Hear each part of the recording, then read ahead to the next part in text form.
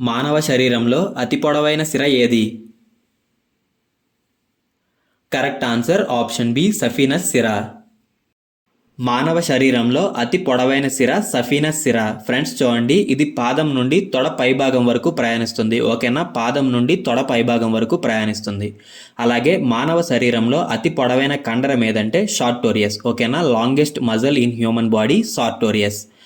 మానవ శరీరంలో అతి పొడవైన అవయవం చర్మం. అలాగే మానవ శరీరంలో అతి పొడవైన ఎముక తొడ ఎముక. రాజ్యసభ సభ్యత్వానికి పరోక్ష ఎన్నికా విధానం ఏ దేశం నుండి తీసుకోబడింది? కరెక్ట్ ఆన్సర్ ఆప్షన్ డి దక్షిణాఫ్రికా. భారత జాతీయ కాంగ్రెస్ ఏ సంవత్సరంలో స్థాపించబడింది? Correct answer option B 1885. భారత రాజ్యాంగ సభ మొదటి సమావేశం ఎప్పుడు జరిగింది? Correct answer option B 1946 December 9. Friends చూడండి, భారత రాజ్యాంగ సభ మొదటి సమావేశం 1946 డిసెంబర్ 9న జరిగింది. అలాగే ఈ సమావేశానికి డాక్టర్ సచ్చిదానంద సిన్హా తాత్కాలిక అధ్యక్షునిగా ఎన్నికయ్యారు. ప్రపంచ గిరిజన దినోత్సవం ఏ రోజున జరుపుకుంటారు? Correct answer option B August 9. ప్రపంచ గిరిజన దినోత్సవాన్ని ప్రతి సంవత్సరం ఆగస్ట్ 9న జరుపుకుంటారు. ఈ రోజున గిరిజనుల హక్కులను కాపాడడానికి మరియు వారి సంస్కృతిపై అవగాహన కల్పించడానికి ఐక్యరాజ్య సమితి కృషి చేస్తుంది. ఐక్యరాజ్య సమితి జనరల్ అసెంబ్లీ ప్రపంచ గిరిజన దినోత్సవాన్ని 1994లో ప్రకటించింది. భారతదేశంలో మొబైల్ ఆధారిత ఎలక్ట్రానిక్ ఓటింగ్ వ్యవస్థను ప్రవేశపెట్టిన మొదటి రాష్ట్రం ఏది? Correct answer option A Bihar. యాగ్యప్ పాస్ ఏ రాష్ట్రంలో ఉంది? Correct answer option A Arunachal Pradesh. జనాభా పరంగా భారతదేశంలో అతి చిన్న రాష్ట్రం ఏది? Correct answer option B Sikkim.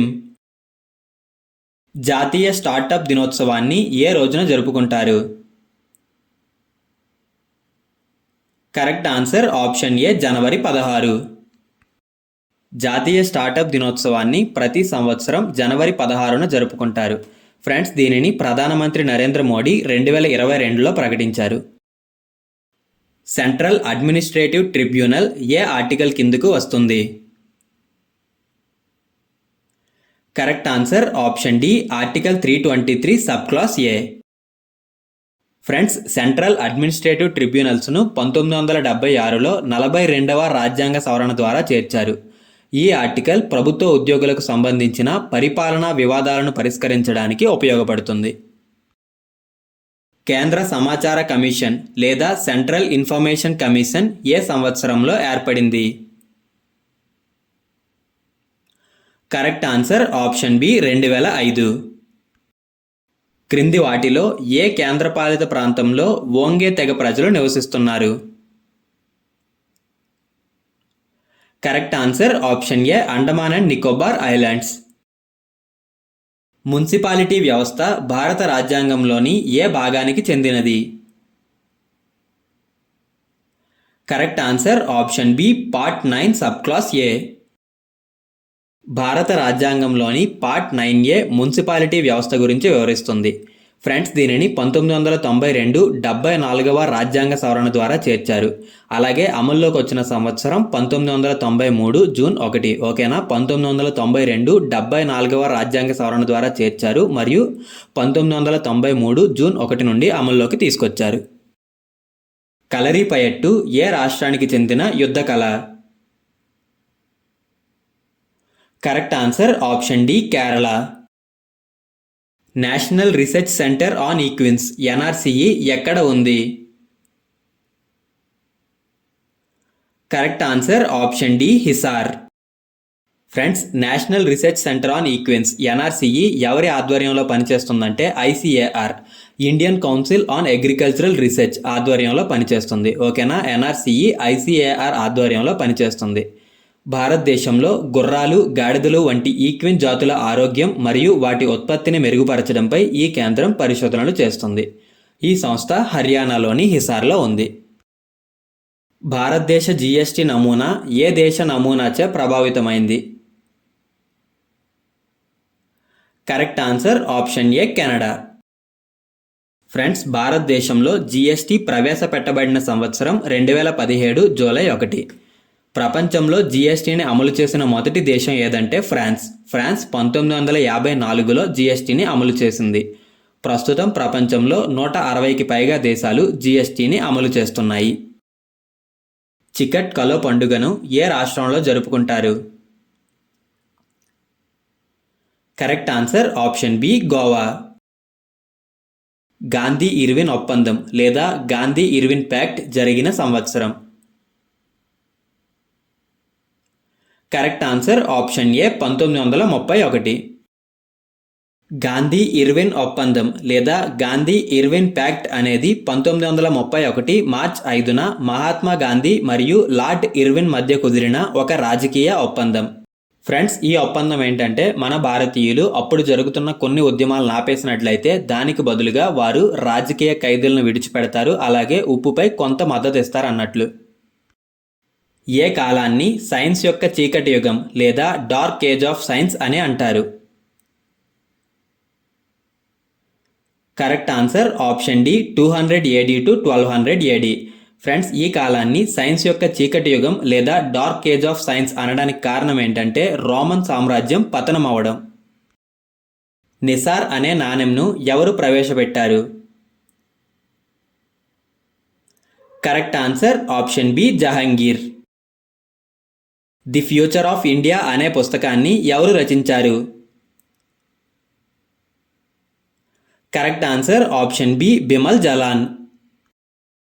Stockholm water ప్రైజ్ను ఏ రంగంలో కృషి చేసిన వ్యక్తులకు ప్రదానం చేస్తారు?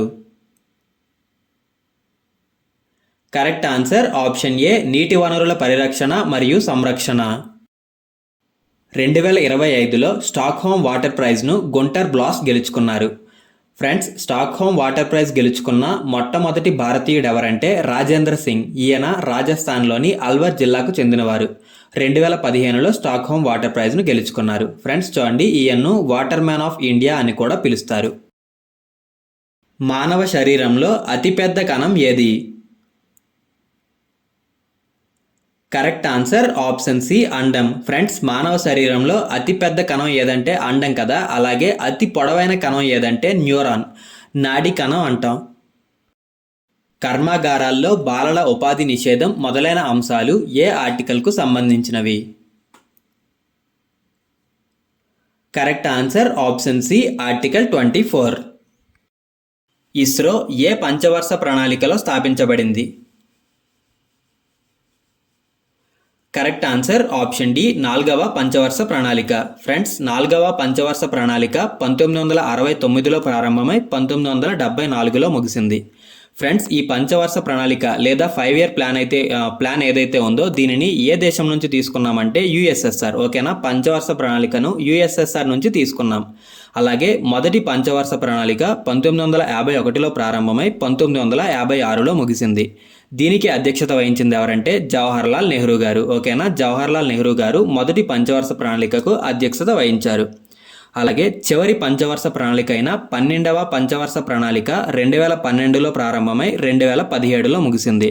ఫ్రెండ్స్, ప్రెజెంట్ అయితే ఈ 5 year ప్లాన్స్ని డిస్కంటిన్యూ చేశారు. వీటిని డిస్కంటిన్యూ చేసి వీటి స్థానంలో నీతి ఆయోగ్ను తీసుకొచ్చారు. ఓకేనా, నీతి ఆయోగ్ను తీసుకొచ్చారు. నీతి ఆయోగ్ స్థాపించబడిన సంవత్సరం 2015. నీతి ఆయోగ్ను అయితే 2015లో ప్రారంభించారు. కాకపోతే చివరి పంచవర్ష ప్రణాళిక మాత్రం 2017 వరకు కొనసాగింది.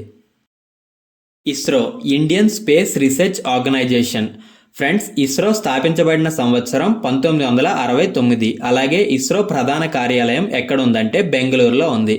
ఇస్రో ప్రస్తుత చైర్మన్ డాక్టర్ వి నారాయణన్. అలాగే ఇస్రో మొదటి chairman doctor Vikram Sarabhai. Friends, doctor Vikram సారాభాయ్ను భారతదేశ అంతరిక్ష పరిశోధన పితామహుడు లేదా father of Indian space research అని కూడా పిలుస్తారు. ఈరోజు క్వశ్చన్, భారత జాతీయ కాంగ్రెస్ ఏ సంవత్సరంలో స్థాపించబడింది? ఫ్రెండ్స్, ఆన్సర్ కామెంట్ చేయండి. అలాగే వీడియో నచ్చితే లైక్ చేసి మన ఛానల్ని సబ్స్క్రైబ్ చేసుకోండి.